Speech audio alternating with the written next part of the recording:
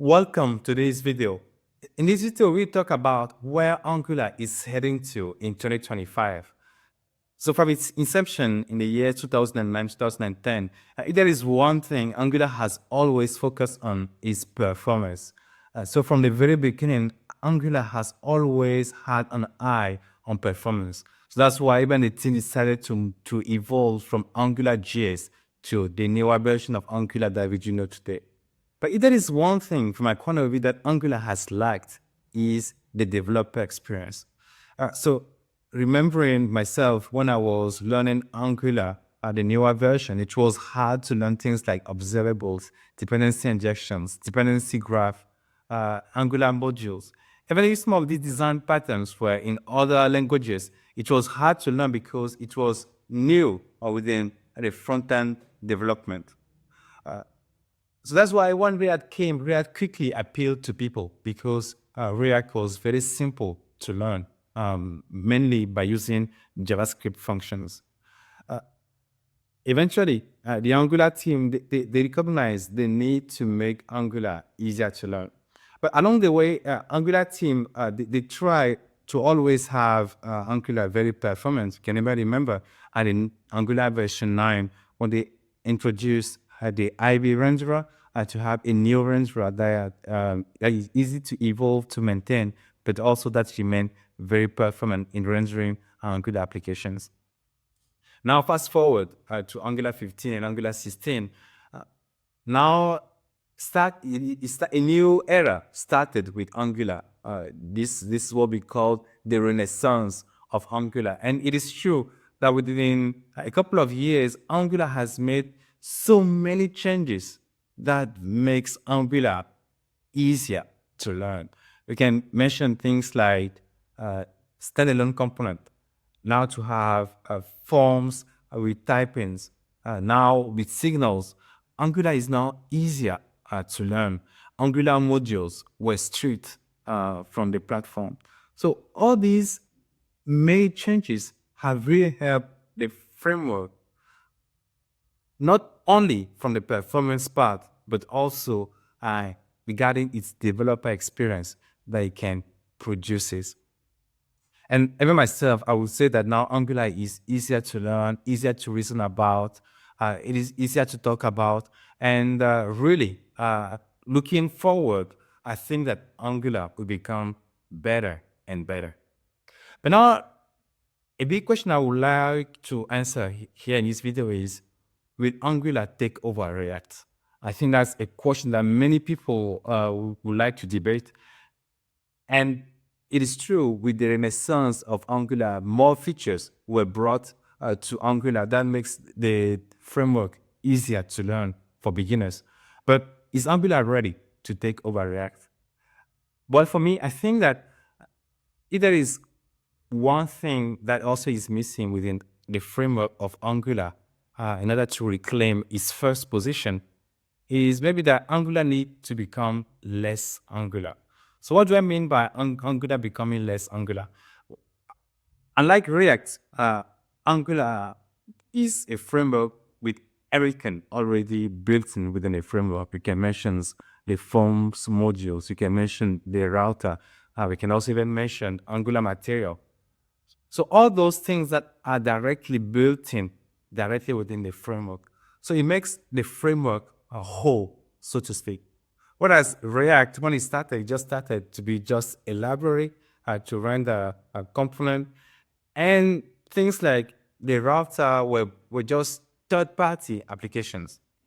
But because React was made just to be a tiny application and to allow the integration with third parties, it makes the library quickly to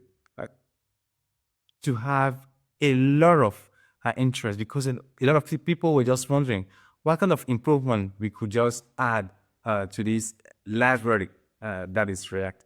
So because React was made to be integrated with other third parties, it quickly made React to appeal to more and more developers. Whereas Angular was kind of a closed framework where many third parties weren't really integrated or could easily be integrated within the framework. So for me, looking forward, I think that Angular needs to be made in such a way that it could be easily integrated within other third parties framework. And one kind of framework in particular that I have in mind is CMS, Content Management System framework. And I have in mind a framework like Astro Remix. And Angular needs to be designed in such a way that all these frameworks they could also be used relying upon Angular. For instance, if you go on the Astro page or if you go on the Remix documentation, you can see how to get started with React, but you don't have how to get started with Angular. And the good news here is that on Angular roadmap, there is clearly a goal where the Angular team also is to redesign the authority component of Angular. And I think that this will be key for Angular to be used in a broader way within content management system. And if that's the case, what I could see Angular being maybe on par with React. Well, will it happen this year? Well, we will have to wait and see. But for me, Angular being designed in such a way that it could be integrated with content management system, that's the way forward for Angular.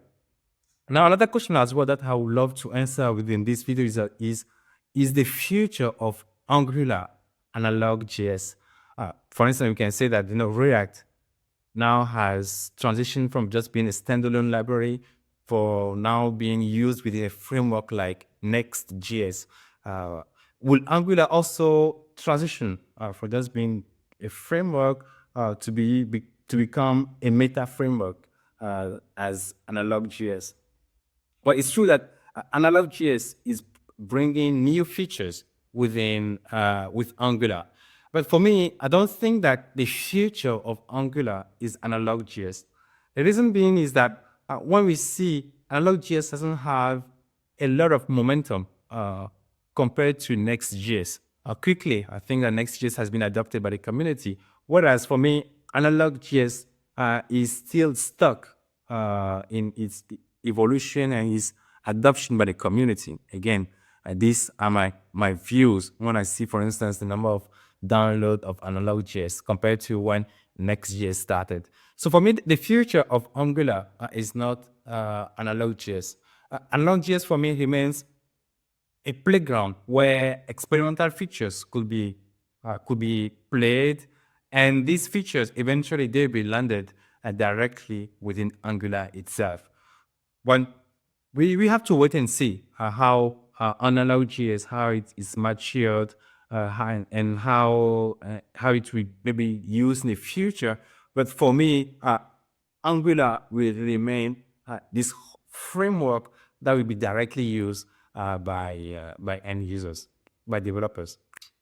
So let me know in the comment what you think about analog.js, if you think that the future of Angular is analog.js, and if you think that analog.js could be on par with a framework like Next.js.